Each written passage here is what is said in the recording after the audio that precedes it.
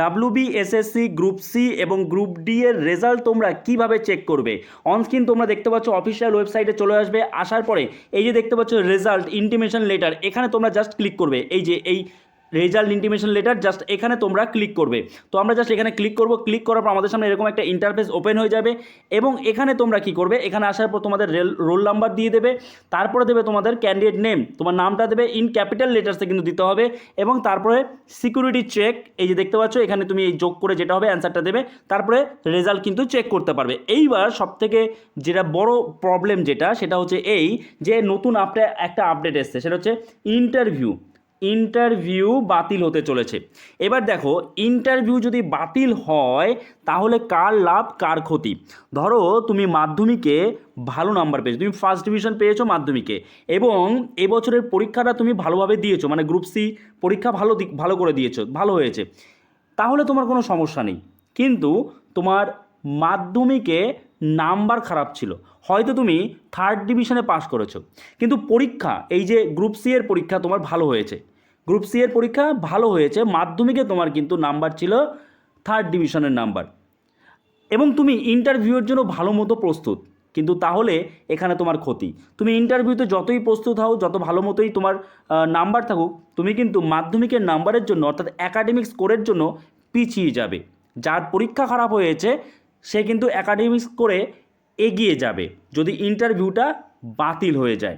ধরো যার পরীক্ষা ভালো হয়েছে, সে ফার্স্ট ডিভিশন পেয়েছে মাধ্যমিকে, তার কোনো সমস্যা নেই, কিন্তু যার পরীক্ষা খারাপ হয়েছে, ডাব্লিউবিএসএসসি গ্রুপ সি এর পরীক্ষা যাদের খারাপ হয়েছে এবং মাধ্যমিকে নাম্বার তাদের ভালো আছে, ফার্স্ট ডিভিশন নাম্বার আছে, তাহলে সে কিন্তু অ্যাকাডেমিক স্কোর 10 পেয়ে যাচ্ছে।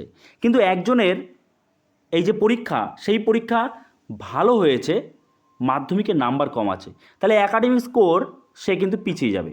কারণ যদি তুমি ফার্স্ট ডিভিশন পেয়ে থাকো তাহলে তোমাকে 10 নম্বর দেওয়া হবে অ্যাকাডেমিক স্কোর, যদি সেকেন্ড ডিভিশন পেয়ে থাকো তাহলে 8 নম্বর দেওয়া হবে অ্যাকাডেমিক স্কোর, আর যদি তুমি থার্ড ডিভিশন পেয়ে থাকো তাহলে কিন্তু তোমাকে দেওয়া হবে 5 বা 6। তাহলে এইবার তুমি যদি ইন্টারভিউটা উঠে যায় তাহলে ইন্টারভিউয়ের নাম্বারটা পাচ্ছ না, তাহলে শুধুমাত্র কি যোগ হচ্ছে, অ্যাকাডেমিক স্কোরটা খালি যোগ হচ্ছে, তাই তো, অ্যাকাডেমিক স্কোরটা যোগ হচ্ছে। তাহলে অ্যাকাডেমিক স্কোর যখন যোগ হবে তখন কিন্তু যাদের অ্যাকাডেমিক স্কোর ভালো আছে তারা সামনে এগিয়ে যাবে, তাদের পরীক্ষাটা খারাপ হলেও অ্যাকাডেমিক স্কোরের জন্য তারা এগিয়ে যাবে। আর তুমি পরীক্ষা ভালো দিয়েছো এবং ইন্টারভিউয়ের মাধ্যমে তুমি হয়তো আরেকটু এগিয়ে যেতে, ইন্টারভিউয়ের জন্য ভালোভাবে তোমার প্রিপারেশন রয়েছে, তুমি আরেকটু এগিয়ে যেতে, কিন্তু ইন্টারভিউ যদি বাতিল হয়ে যায় তাহলে কিন্তু তুমি আবার পিছিয়ে যাবে। কেন? অ্যাকাডেমিক স্কোরে যদি তোমার মাধ্যমিকের নাম্বারটা কম থাকে, মাধ্যমিকে তুমি যদি থার্ড ডিভিশনে পাস করে থাকো, নাম্বার যদি কম থাকে, তাহলে তোমাকে অ্যাকাডেমিক স্কোরও কম দেওয়া হবে, তাই না? আশা করছি তোমরা বুঝতে পেরেছো।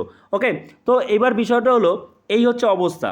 তো এইবার তোমরা অবশ্যই কমেন্টসে জানাও যে তোমার জন্য ভালো হবে না খারাপ হবে, তুমি কি মনে করো, ইন্টারভিউটা বাতিল হওয়া কি প্রয়োজন? কারণ গেজেট যে নোটিফিকেশান বেরিয়েছে সেই নোটিফিকেশানে কিন্তু জানিয়ে দেওয়া হয়েছে সব রকম যে এক্সাম রয়েছে, মানে একমাত্র গ্রুপ সি গ্রুপ ডি বাদ দিয়ে বাকি এক্সামগুলোতে তোমাদের কিন্তু হবে ইন্টারভিউ হবে, কিন্তু গ্রুপ সি গ্রুপ ডি পোস্টের জন্য কোনো ইন্টারভিউ হবে না। তাহলে এইবার তোমরা বলো যে তোমার জন্য এটা ভালো না খারাপ। আর হ্যাঁ, আরেকটা কথা তোমরা অবশ্যই কমেন্টসে লিখবে যে তুমি কোন জেলা থেকে বিলং করছো, কোথা থেকে ভিডিওটা দেখছো, কারণ অনেক সময় জেলা ভিত্তিক অনেক শূন্য পদ আসে, তাহলে সেই হিসাবে আমরা কিন্তু তোমাদের সবার আগে জানিয়ে দিতে পারবো যদি তোমার জেলা থেকে কোনো রকম শূন্য পদ বা ভ্যাকেন্সি থাকে তো। ওকে, আচ্ছা, এইবার কথা হলো যে রেজাল্টটা কবে প্রকাশিত হবে। যখন রেজাল্ট প্রকাশিত হবে তখন কিন্তু এইভাবেই তোমরা চেক করবে, কিন্তু কবে প্রকাশিত হবে দেখো, সামনের সপ্তাহতেই কিন্তু একটা মিটিং রয়েছে যে W B S S C group C group D এর রেজাল্ট কবে প্রকাশিত হতে পারে বা কবে প্রকাশ করা যায়। যদিও এর আগে কমিশন থেকে জানানো হয়েছিল যে আগস্টের আগে কোনোভাবেই রেজাল্ট বের করা সম্ভব নয়, কারণ 16 লক্ষ ক্যান্ডিডেট কীভাবে এত রেজাল্ট বের করবে। কিন্তু এখন যেহেতু সরকার পরিবর্তন হয়েছে, এখন বোঝা যাচ্ছে অনেক কিছু নতুন হচ্ছে। তোমরা দেখতে পাচ্ছ কয়েকদিনের মধ্যে তারা ওএমআর শিট প্রকাশ করলো, তারপরে পিএসসির ওয়েবসাইটে একের পর এক রেজাল্ট কিন্তু প্রকাশিত হচ্ছে, তাই না? আচ্ছা, এবার আরেকটা কথা যে অনেকে বলছিলে স্কোর কার্ড কি প্রকাশিত হতে পারে। দেখো, স্কোর কার্ড প্রকাশিত হওয়ার সম্ভাবনা এখন খুবই কম, না হওয়ার সম্ভাবনাই বেশি, এবং ওএমআর শিট হয়তো প্রকাশ হবে না, কেননা ওএমআর শিট প্রকাশ করার খুব একটা প্রয়োজন থাকছে না, কারণ গ্রুপ সি গ্রুপ ডি এর যখন তোমরা এক্সাম দিয়েছিলে তখন কিন্তু ওএমআর শিটে একটা কার্বন কপি ছিল, সেই কার্বন কপিটা কিন্তু তোমরা নিয়ে আসতে পেরেছো, তাই না? তো ওএমআর শিট প্রকাশ না হওয়ার সম্ভাবনা বেশি, স্কোর কার্ডও প্রকাশ না হওয়ার সম্ভাবনা বেশি। সরকার চাইছে যত রকমের ভ্যাকেন্সি আছে, যত রকমের রিক্রুটমেন্ট আছে, তাড়াতাড়ি এগুলো শেষ করতে।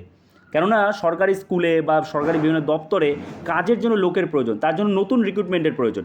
তো এগুলো আগে কিন্তু সব ঠিক করতে হবে। বোঝা হলো? আশা করি তোমরা বুঝতে পেরেছো। এবার রেজাল্টটা কবে প্রকাশিত হতে পারে?